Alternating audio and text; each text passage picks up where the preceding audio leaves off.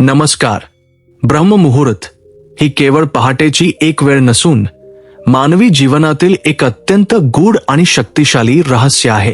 प्राचीन काळातील ऋषीमुनी, योगी आणि साक्षात भगवान विष्णूंनीही या वेळेला अनन्यसाधारण महत्त्व दिले आहे.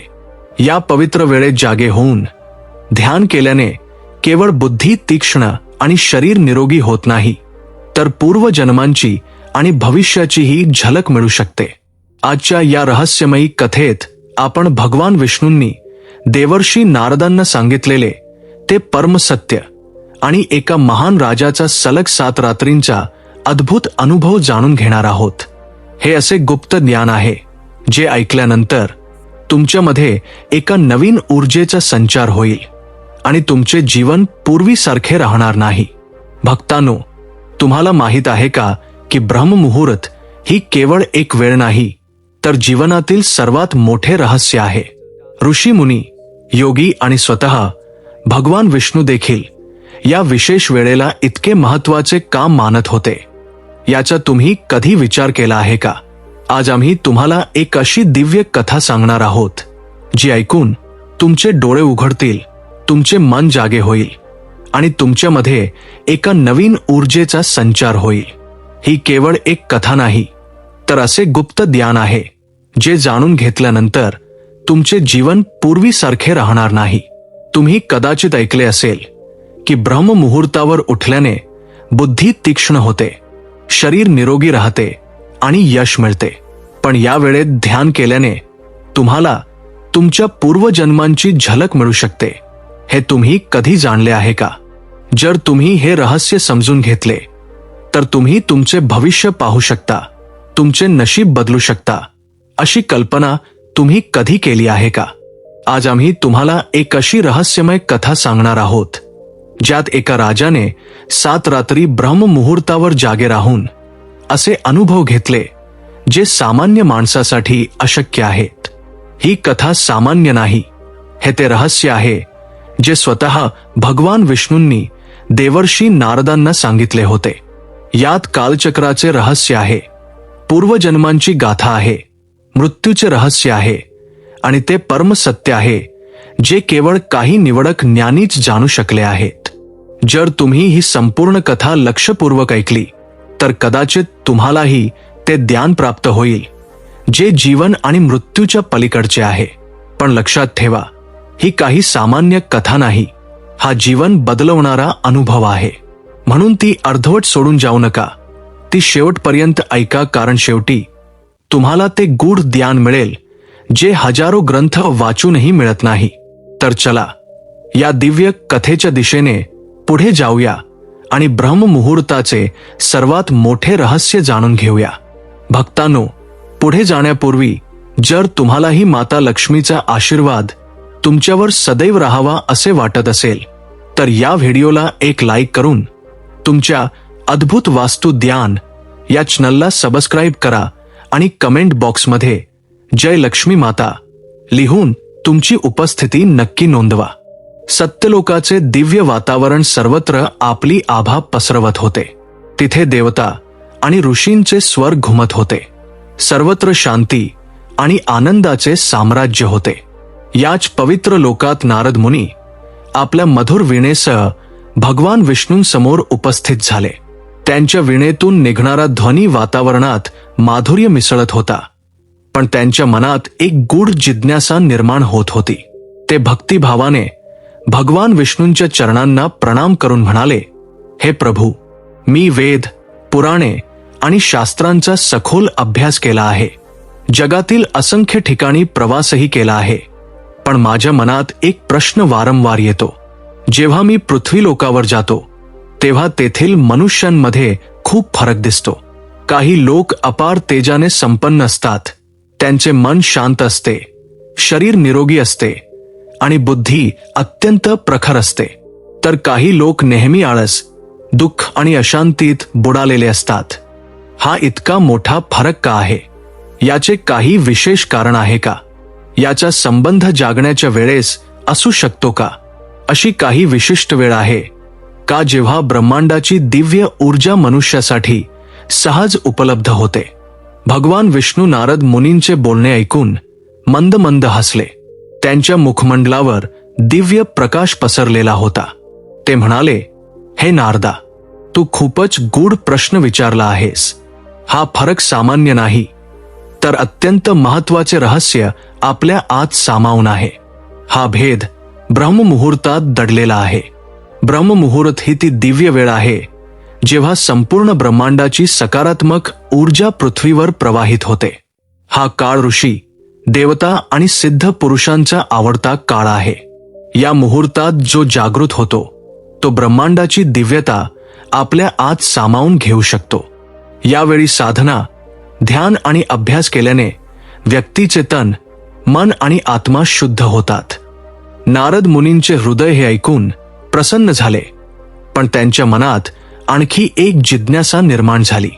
ते पुन्हा म्हणाले, हे प्रभू, जर ब्रह्ममुहूर्त इतका शक्तिशाली असेल तर कृपया मला अशी एक कथा सांगा ज्यामुळे त्याचा खरा प्रभाव स्पष्ट होईल.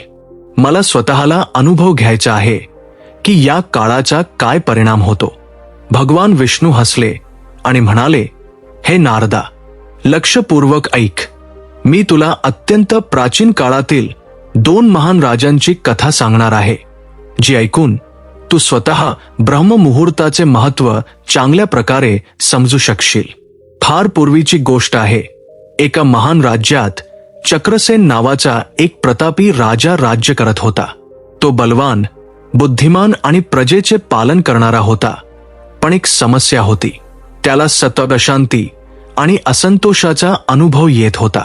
त्याच्याकडे अमाप संपत्ती, विशाल सेना आणि ऐश्वर्य होते, तरीही तो मानसिक शांतीपासून वंचित होता. दररोज जेव्हा तो दरबारात बसायचा तेव्हा त्याचे मन व्याकुळ असायचे. राजवाड्यात सुखसुविधांची कोणतीही कमतरता नव्हती, तरीही त्याला असे वाटायचे की त्याच्या जीवनात काहीतरी महत्वाचे अपूर्ण आहे. एक दिवस राजवाड्यात एका वृद्ध ऋषींचे आगमन झाले. त्यांच्या चेहऱ्यावर दिव्य तेज होते आणि त्यांच्या वाणीत अपूर्व शांती होती. राजाने त्यांना प्रणाम केले आणि आपली समस्या त्यांच्या समोर मांडली. ऋषी हसले आणि म्हणाले, राजा, तुझ्या व्याकुळतेचे कारण हे आहे की तू ब्रह्मांडाच्या ऊर्जेशी योग्य प्रकारे जोडला जात नाहीस. जो व्यक्ती ब्रह्ममुहूर्तावर उठून साधना करतो तो निसर्ग आणि ब्रह्मांडाच्या दिव्य शक्तींना आपल्या आत सामावून घेतो. म्हणूनच महान योगी, सिद्ध पुरुष आणि ज्ञानी लोक या वेळेची विशेष काळजी घेतात. राजा चक्रसेनने उत्सुकतेने विचारले, हे ऋषीवर, हा ब्रह्ममुहूर्त काय असतो आणि त्याचा प्रभाव इतका खोल का आहे?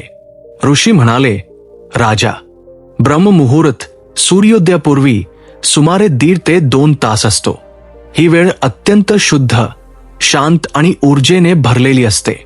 या काळात उठून ध्यान, प्रार्थना, योग आणि अभ्यास केल्याने व्यक्तीच्या आत सात्विकता वाढते. त्याचे शरीर निरोगी होते, मन शांत होते आणि बुद्धी तीव्र होते. ही वेळ ईश्वराशी साक्षात्कार करण्याचा सर्वोत्तम अवसर असतो. जो व्यक्ती या वेळेत जागृत होऊन आत्मचिंतन करतो तो जीवन आणि मृत्यूच्या बंधनांनाही पार करू शकतो. राजांनी ऋषींचे बोलणे गांभीर्याने ऐकले आणि निश्चय केला की ते दुसऱ्या दिवसापासून ब्रह्ममुहूर्तावर उठून साधना करतील. त्यांनी आपल्या कक्षात एक विशेष जागा बनवली आणि सकाळी ब्रह्ममुहूर्तावर उठून ध्यान, प्राणायाम आणि स्वाध्याय करू लागले. काही दिवसांतच चमत्कारी बदल होऊ लागले. राजाचे मन पूर्वीपेक्षा अधिक शांत राहू लागले. त्यांची बुद्धी पूर्वीपेक्षा अधिक प्रखर झाली आणि त्यांच्या शरीरात अभूतपूर्व ऊर्जेचा संचार होऊ लागला. त्यांचे निर्णय आणि धोरणे अधिक प्रभावी होऊ लागली, ज्यामुळे राज्यात समृद्धी आणि शांती वाढू लागली. काही वर्षांपर्यंत या नियमाचे पालन केल्यानंतर राजा चक्रसेन केवळ एक महान शासक बनले नाहीत, तर त्यांनी ध्यान आणि साधनेत इतकी सिद्धी प्राप्त केली की ते शेवटी आपले भौतिक शरीर सोडून दिव्य लोकांमध्ये प्रवेश करून गेले. भगवान विष्णूंनी नारद मुनींकडे पाहिले आणि म्हणाले, हे नारदा, हा ब्रह्ममुहूर्ताचाच प्रभाव होता की राजा चक्रसेनाने केवळ ऐहिक जीवनातच यश मिळवले नाही, तर आत्मिक उन्नतीही साधली. भगवान विष्णू पुढे म्हणाले, हे नारदा, याचप्रमाणे आणखी एक महान राजा होता. त्याचे नाव चंद्रकेतू होते. राजा चंद्रकेतू अत्यंत पराक्रमी, न्यायप्रिय आणि विद्वान होता. त्याची प्रजा त्याच्यावर खूप प्रेम करत असे, कारण तो केवळ एक कुशल योद्धाच नव्हता, तर संत आणि ऋषींचा आदरही करत असे. परंतु चंद्रकेतूलाही एक समस्या होती. राजाचे मन नेहमी अशांत राहत असे. अपार वैभव, शक्ती आणि भोगविलासा असूनही त्याला शांती मिळत नव्हती. राजवाड्यात सुखसुविधांची कोणतीही कमतरता नव्हती. पण जेव्हा तो रात्री झोपायचा तेव्हा त्याला विचित्र स्वप्ने पडत असत. कधी तो पाहत असे की तो एका अंधाया गुहेत अडकला आहे. कधी असे वाटत असे की कोणती तरी अदृश्य शक्ती त्याला हाक मारत आहे, पण तो तिला पाहू शकत नाही. वेळ निघून गेली आणि राजाचीही अशांती वाढू लागली. त्याने आपल्या दरबारातील विद्वान, ब्राह्मण आणि ज्योतिषांना बोलावून आपल्या समस्येचे समाधान विचारले. सर्वांनी आपापली मते दिली, परंतु कोणाकडेही अचूक उत्तर नव्हते. एक दिवशी अत्री नावाचे एक वृद्ध ऋषी त्याच्या दरबारात आले. त्यांच्या डोळ्यात अपार शांती आणि चेहऱ्यावर दिव्य तेज होते. राजाने हात जोडून म्हटले, हे ऋषीवर, मी दिवसरात्र भोगविलासात रमणारा राजा आहे, पण मला माहित नाही की माझ्या मनाला शांती का मिळत नाही. कृपया मला या दुःखातून मुक्त होण्याचा उपाय सांगा. ऋषी अत्री काही क्षण शांत राहिले. मग म्हणाले, हे राजा, तुझ्या समस्येवर एकच उपाय आहे. तुला ब्रह्ममुहूर्तावर उठून साधना करण्याचा सराव करावा लागेल. हीच ती वेळ आहे जेव्हा परमात्मा स्वतः आपली दिव्य ऊर्जा या जगात प्रसारित करतात. जो या वेळेचा लाभ घेतो तो आपल्या सर्व पापांतून मुक्त होऊन मोक्षाच्या मार्गावर जातो. राजा चकित झाला. त्याने याबद्दल यापूर्वी कधीही ऐकले नव्हते. हे सर्व त्याच्यासाठी पूर्णपणे नवीन होते. तो विचारात पडला आणि उत्सुकतेने ऋषी अत्रींकडे पाहत म्हणाला, हे ऋषीवर, फक्त ब्रह्ममुहूर्तावर उठल्याने माझ्या सर्व समस्यांचे निराकरण होऊ शकते का? हे कसे शक्य आहे? ऋषी अत्री मंद स्मित करत म्हणाले, राजा, जगात प्रत्येक गोष्टीची एक निश्चित वेळ असते.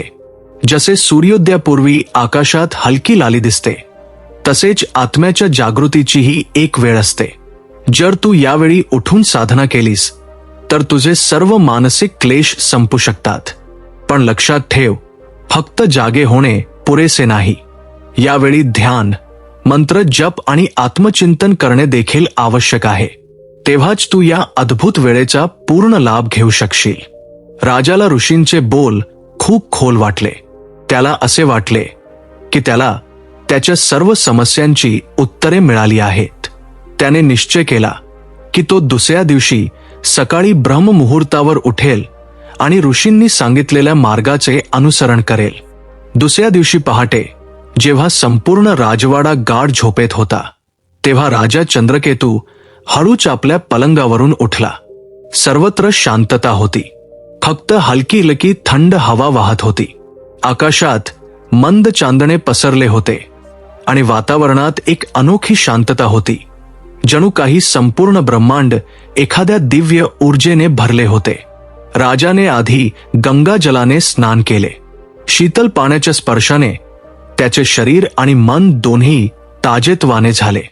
यानंतर तो ध्यान करण्यासाठी एका शांत ठिकाणी बसला.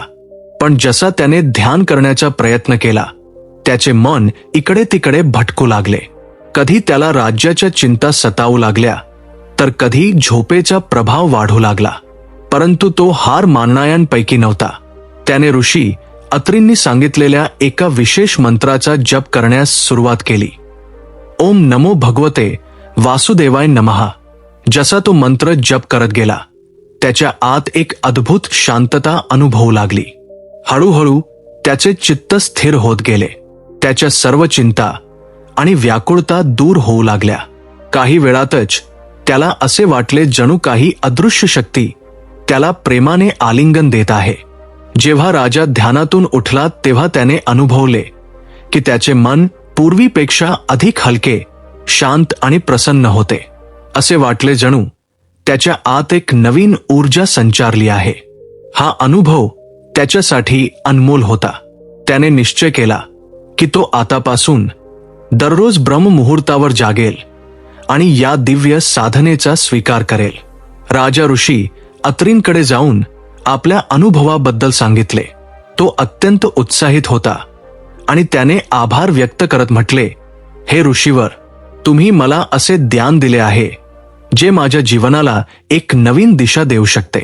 आज पहिल्यांदाच मी वास्तविक शांततेचा अनुभव घेतला आहे. ऋषी अत्री राजाची प्रसन्नता पाहून हसले आणि म्हणाले, राजन, ही तर फक्त सुरुवात आहे. जर तू नियमितपणे ब्रह्ममुहूर्तावर जागून ध्यान आणि साधना करशील तर तुझे जीवनच बदलून जाईल. तुझे मन निर्मळ होईल, बुद्धी तीक्ष्ण होईल आणि आत्मा प्रकाशमय होईल. जर तू याच प्रकारे निरंतर ब्रह्ममुहूर्तावर जागून साधना करत राहशील तर काही वेळातच तुला दिव्य रहस्यांची अनुभूती होऊ लागेल. राजा चंद्रकेतू चकित झाला. त्याने जिज्ञासेने विचारले, हे ऋषीवर, ती दिव्य रहस्ये कोणती आहेत? मी ती समजू शकतो का? ऋषी अत्रींनी एक दीर्घ श्वास घेतला आणि म्हणाले, याचे उत्तर मी तुला पुढील काही दिवसात देईन, परंतु आधी तुला 7 रात्री सलग ब्रह्ममुहूर्तावर जागून ध्यान करावे लागेल. जर तू या परीक्षेत यशस्वी झालास तर तुला ते रहस्य मिळेल जे संपूर्ण जगासाठी दुर्लभ आहे. राजाने संकल्प केला की तो ही परीक्षा नक्कीच पूर्ण करेल. पुढील 7 दिवस तो नियमितपणे ब्रह्ममुहूर्तावर उठेल, ध्यान करेल आणि ऋषी अत्रींनी दाखवलेल्या मार्गावर चालेल. दुसरी रात्र जेव्हा राजाने ध्यान करायला सुरुवात केली तेव्हा त्याला एक अद्भुत अनुभव आला. सुरुवातीला मनात असंख्य विचार येऊ लागले. राज्याची सुरक्षा, प्रजेचे कल्याण, भविष्यातील योजना.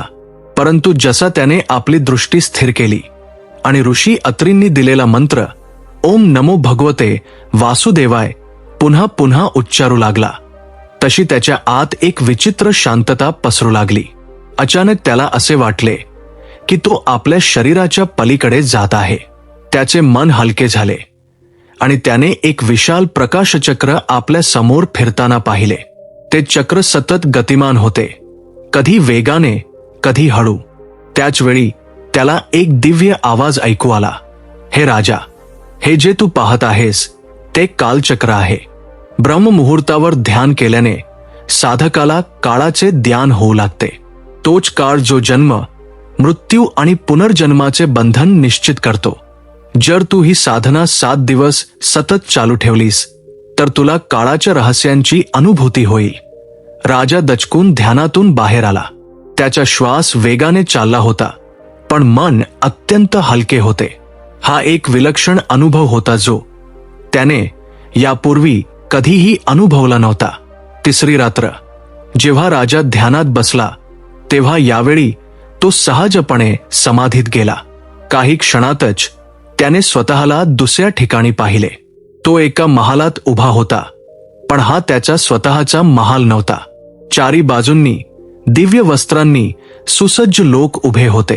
ते त्याला राजा म्हणून संबोधित करत होते, पण हे त्याचे स्वतःचे नगर नव्हते. तेव्हाच एक वृद्ध ब्राह्मण त्याच्या समोर आला आणि म्हणाला, राजा, तुम्ही तुमचा पूर्वजन्म ओळखता का? राजा चंद्रकेतू स्तब्ध राहिला. त्याने आपल्या चारी बाजूंनी पाहिले आणि त्याला जाणवले की हा दुसरा काळ आहे, दुसरा जन्म. तेव्हा दिव्य स्वर पुन्हा घुमला. ब्रह्ममुहूर्तामध्ये साधना केल्याने मनुष्याला आपल्या पूर्वजन्मांची स्मृती प्राप्त होऊ शकते. जो साधक या मुहूर्तामध्ये जागून ध्यान करतो तो जीवनाचे रहस्य जाणून घेण्यास सक्षम होतो. राजाचे संपूर्ण शरीर रोमांचित झाले. जेव्हा तो ध्यानातून बाहेर आला तेव्हा त्याचे डोळे आश्चर्याने भरलेले होते. काय खरंच ब्रह्ममुहूर्त इतका शक्तिशाली आहे की तो मनुष्याला त्याच्या जन्मांचे रहस्य प्रकट करू शकतो. चौथी रात्र राजाने जसे ध्यान करायला सुरुवात केली त्याला आपल्या हृदयात एका दिव्य प्रकाशाचा अनुभव झाला. हा प्रकाश अत्यंत कोमल पण असीम ऊर्जेने भरलेला होता. तेव्हा एक घुमणारा स्वर ऐकू आला, हे राजन, हा प्रकाश तुझ्या आत्म्याचे वास्तविक स्वरूप आहे. मनुष्य आपल्या शरीरालाच सत्य मानून चालतो, परंतु आत्माच त्याचे वास्तविक अस्तित्व आहे. ब्रह्ममुहूर्तामध्ये साधना केल्याने आत्म्याचा बोध होतो. राजाचे हृदय श्रद्धेने भरले. त्याने कधीच विचार केला नव्हता की आत्म्याचे ध्यान इतके स्पष्टपणे शक्य होऊ शकते. 5वी रात्र. राजा ध्यानात बसताच दुसऱ्या ठिकाणी पोहोचला. तिथे त्याने स्वतःचेच नगर पाहिले, पण हे नगर वर्तमानापेक्षा वेगळे होते. नगराच्या दारावर एक विशाल सेना उभी होती. सैनिक शस्त्रास्त्रांनी सुसज्ज होते आणि आक्रमणाची तयारी करत होते. राजा भयभीत झाला. हे काय होत आहे?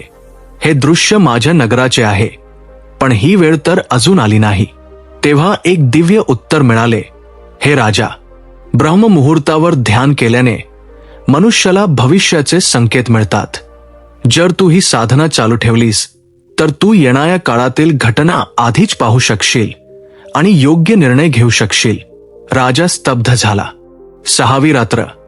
ध्यानाच्या मध्यभागी राजाने एक अंधारमय गुहा पाहिली. गुहेच्या आत तो स्वतः उभा होता आणि त्याच्या समोर यमदूत उपस्थित होते. हे राजा, बघ मृत्यू कसा असतो. मनुष्य याला एक अंत समजतो, पण हा एक नवीन आरंभ आहे. जो साधक ब्रह्ममुहूर्तावर ध्यान करतो तो मृत्यूच्या भयापासून मुक्त होतो. राजाने पाहिले की आत्मा शरीर सोडून एका दिव्य लोकात कसा प्रवेश करत होता. हा एक अत्यंत रहस्यमय अनुभव होता. 7वी रात्र. जेव्हा राजा ध्यानात बसला तेव्हा त्याने एक विशाल आकाशीय मंडल पाहिले. त्यात भगवान विष्णू स्वतः विराजमान होते. हे राजा, ब्रह्ममुहूर्ताचा सर्वात मोठा लाभ हा आहे की साधकाला परमसत्याचा साक्षात्कार होतो. हे सत्य न जन्म आहे, न मृत्यू, न सुख, न दुःख. हे केवळ शुद्ध अस्तित्व आहे. अहो ब्रह्मास्मी. राजा चंद्रकेतूच्या डोळ्यातून अश्रू वाहू लागले. जेव्हा तो ध्यानातून उठला तेव्हा त्याची आत्मा पूर्णतः बदलली होती. आता त्याला कळून चुकले होते की ब्रह्ममुहूर्त केवळ एक वेळ नाही, तर आत्म्याच्या मुक्तीचे द्वार आहे. दुसऱ्या दिवशी सकाळी राजाने ऋषी अत्रींना आपले अनुभव सांगितले. ऋषी हसले आणि म्हणाले, हे राजा, आता तुला ब्रह्ममुहूर्ताचे खरे महत्त्व समजले आहे. जर सर्व मनुष्य यावेळी जागे होऊन साधना करतील तर तेही हे परमसत्य जाणू शकतील. पण लक्षात ठेव, हा मार्ग कठीण आहे. यात धैर्य आणि समर्पणाची आवश्यकता आहे. राजाने प्रतिज्ञा केली की तो आयुष्यभर ब्रह्ममुहूर्तावर उठून ध्यान करेल आणि आपल्या प्रजेलाही या दिव्य ज्ञानाची ओळख करून देईल. भगवान विष्णूंनी नारद मुनींना सांगितले तर नारद, ही कथा आपल्याला हे शिकवते की ब्रह्ममुहूर्तावर साधना केल्याने मनाची शांती मिळते. कालचक्र आणि पूर्वजन्मांचे ध्यान होते, आत्म्याचे ध्यान होते, भविष्याचे संकेत मिळतात, मृत्यूची भीती संपते आणि परमसत्याचा साक्षात्कार होतो. जो हे रहस्य समजतो तो जीवन मृत्यूच्या बंधनातून मुक्त होऊन मोक्षाच्या मार्गावर अग्रसर होतो. तर मित्रांनो, ही होती ब्रह्ममुहूर्ताची ती रहस्यमय कथा जी जाणून राजा चंद्रकेतूचे जीवन बदलले. तुम्हाला जाणवले का की ही फक्त एक कथा नव्हती, तर एक दिव्य ज्ञान होते जे तुमच्या जीवनालाही बदलू शकते. आता तुम्हाला समजले आहे की ब्रह्ममुहूर्त केवळ एक वेळ नाही, हा आत्म्याच्या जागृतीचा क्षण आहे. हा तो पवित्र क्षण आहे जेव्हा तुम्ही तुमच्या आत लपलेली रहस्य जाणू शकता, तुमच्या अंतरात्म्याच्या खोलवर पोहोचू शकता आणि अगदी तुमच्या पूर्वजन्मांची झलकही पाहू शकता. हा तोच दिव्य काळ आहे जेव्हा तुम्ही तुमच्या भविष्यातील संकेतांना समजू शकता, तुमच्या जीवनाची दिशा स्पष्ट करू शकता आणि स्वतःला एका नवीन उंचीवर घेऊन जाऊ शकता. पण हे केवळ योगी, संन्यासी किंवा तपस्वी यांच्यासाठीच नाही. हे प्रत्येक त्या व्यक्तीसाठी आहे जो आपल्या जीवनात प्रगती करू इच्छितो, जो शांती आणि यशाच्या शोधात आहे, जो आपल्या जीवनात सकारात्मक बदल घडवू इच्छितो. हे त्यांच्यासाठी आहे जे आपले मानसिक आणि आध्यात्मिक स्तर उंचावू इच्छितात. तुम्ही कोणत्याही क्षेत्रात असाल, तुम्ही विद्यार्थी असाल, व्यावसायिक असाल, गृहस्थ असाल किंवा कोणतेही काम करणारे असाल, ब्रह्ममुहूर्ताचा योग्य लाभ घेऊन तुम्ही आपले जीवन श्रेष्ठ बनवू शकता. पण मित्रांनो, हे ध्यान केवळ ऐकून घेतल्याने जीवनात बदल होणार नाही. हे केवळ एक मनोरंजक तथ्य बनून राहू नये. याचा खरा प्रभाव तेव्हाच होईल जेव्हा तुम्ही ते आपल्या जीवनात स्वीकाराल, जेव्हा तुम्ही ते आपल्या दैनंदिन जीवनाचा भाग बनवाल. आता प्रश्न हा आहे, तुम्ही तयार आहात का? तुम्ही स्वतःला या दिव्य परिवर्तनासाठी समर्पित करण्यास तयार आहात का? तुम्ही या शक्तीला आपल्या जीवनात आमंत्रित करू इच्छिता का?